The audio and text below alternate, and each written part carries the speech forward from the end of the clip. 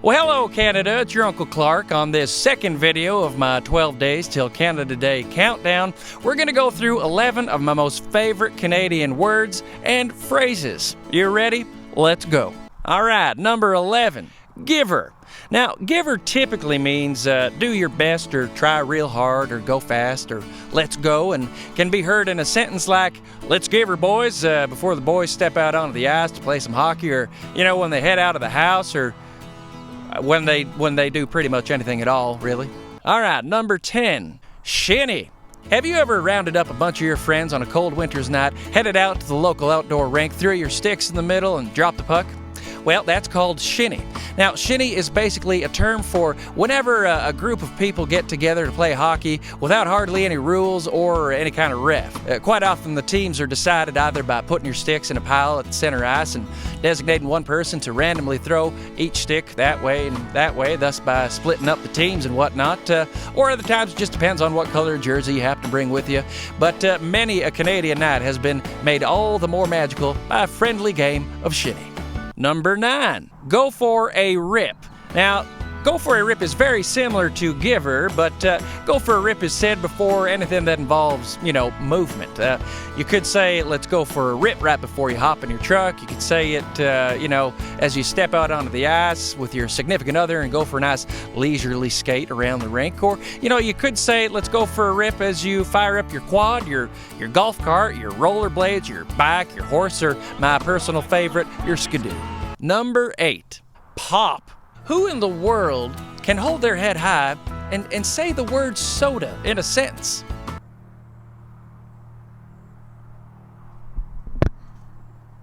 Yeah, that's what I thought. The correct word for those wonderfully fizzy drinks is pop.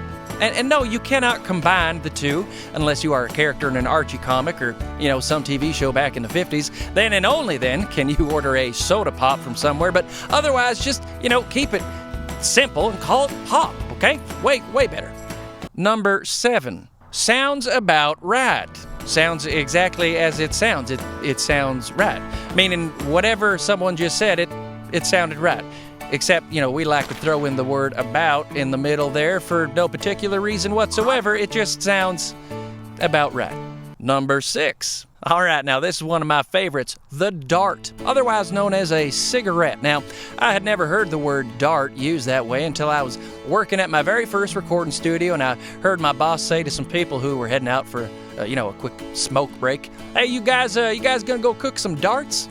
It took me a while to figure out what exactly he was talking about, but once I did, I have been quite fond of the word ever since. Smoking a cigarette sounds way too classy for the actual act of sucking back on some nasty tar and chemicals, especially in when it's minus 40 outside and you just have to have that craving. So I think a much more fitting phrase, as my boss Ted used to say, is going to cook a dart. Number 5. Oh yeah, no, for sure. Now, okay, from an outsider's perspective, this has got to be one of the most confusing phrases in the history of language and literature. But to us Canadians, it couldn't be more plain and simple. The phrase, oh yeah, no, for sure, means yes, absolutely, indeed, quite right, and you are correct. The reason the word no is in this phrase at all is to let the listener know that you would never, ever disagree with what they just said. For example, when your fellow Canadian says the Oilers are totally going to win the cup this year, the logical and proper response would be, oh yeah, no, for sure, yeah, they will. Meaning, I would never, a million years from now, disagree with that statement. And if you really want to emphasize how much you agree with the other person, you can add on an extra yeah or you bet or uh-huh to the end. So something like your friend would say, the comment section of a YouTube video or Facebook post is where real progress is made amongst those who may disagree on any given issue. Your reply would be, oh yeah, no, for sure, yeah, you bet, uh-huh, yep.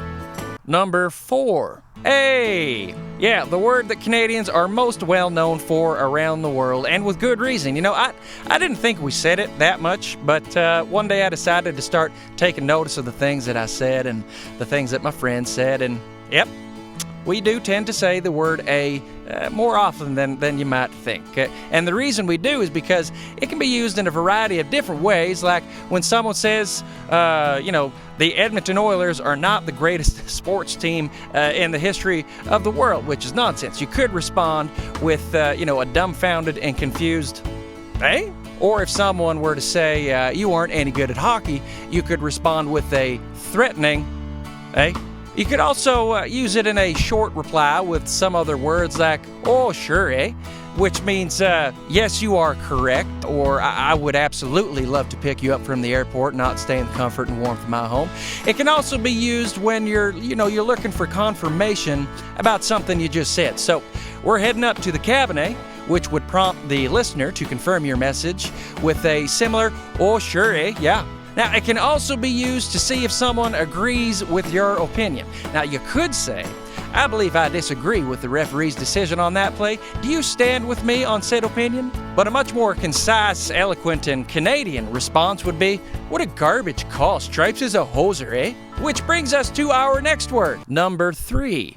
Hoser. Now, the word hoser is a Canadian term dating all the way back to the early 80s that is often used to describe someone who is lacking in skill or intelligence in any given area. Oh, look at that hoser, eh? Is often said when a friend of yours just did something foolish or wrong, and it's also often substituted for words like jerk, idiot, or, in extreme circumstances, mean person.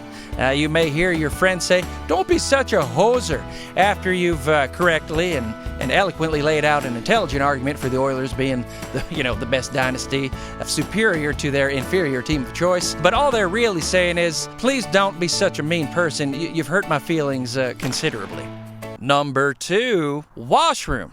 Now, this one should be pretty obvious. Apparently in some places, it's not called a washroom at all, it's called a bathroom. But up here in Canada, we call it a washroom. And why do we do that? Well, because for one, I've never been in a restaurant that had a room with a toilet, a sink, and a bathtub. Have you?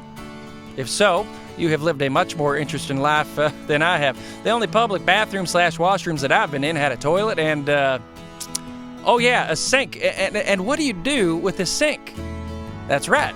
You wash your hands. You do not bathe your hands, and you don't hop in a tub and have a nice soothing bath no matter how cold it was on the drive over to the restaurant. And once again, the word bath or bathe is much too fancy a word for, a public washroom. Especially the ones I've been in, especially that one time in that Zeller's that was going out of business. That was a bit sketchy, that one. And last but not least, number 1. Beauty. This happens to be my personal favorite Canadian word. Quite the opposite of the word hoser, which I also like. Beauty is used to describe something or someone in a positive light. When you hear an individual shout, look at that guy, what a beauty, they are saying that that person has done something that is worthy of praise and good cheer. Or, is just an outstanding individual in general. Now, it's often used as a substitute for other positive words like neato, cool, good, great, sounds good, awesome, okie dokie, proceed. So when I say, until next time, you stay beauty, Canada, I'm affirming that you, Canada, are worthy of praise and good cheer, and I hope that you continue to stay that way. Okay, well, hopefully that all sounds about right, eh? I think I'll go for a rip on over to the ODR, the outdoor rink, and play some shinny with a couple of my hoser friends, give her 110% out there, and score a couple of beauty goals. Oh yeah, I know for sure you will, bud, yep.